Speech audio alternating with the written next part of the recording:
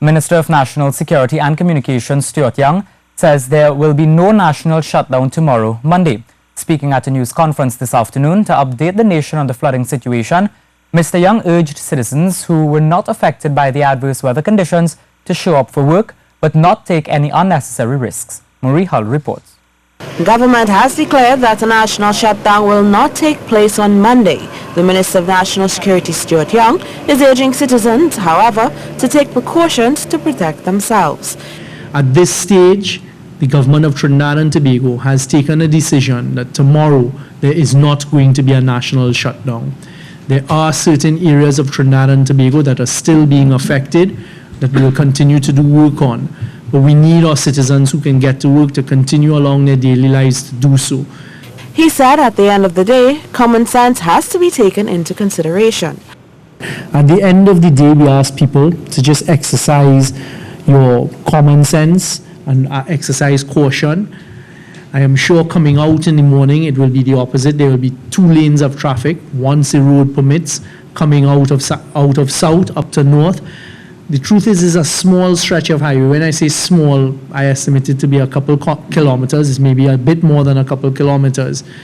We're going to have the police there to try and assist as much as possible.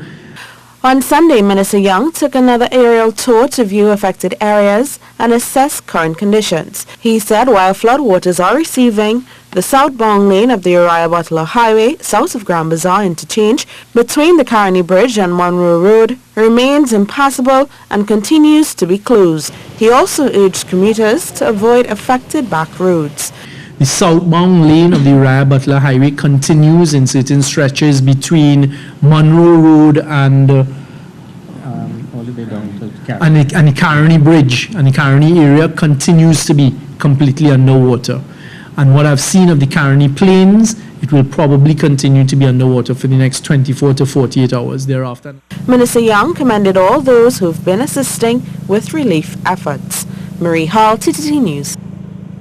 And Minister of Works and Transport Rohan Sinanan says there have been no reports of infrastructural damage on bridges, but assessment has to be made to some of the breaches that might have occurred. Based on the forecast of the weather, if it happens the way that some of the officers would have predicted, we do see a challenge there tomorrow. That is something that we'll be monitoring. There have been some instances of road paving damages on that highway, and that will only be able to be repaired once the entire highway is cleared.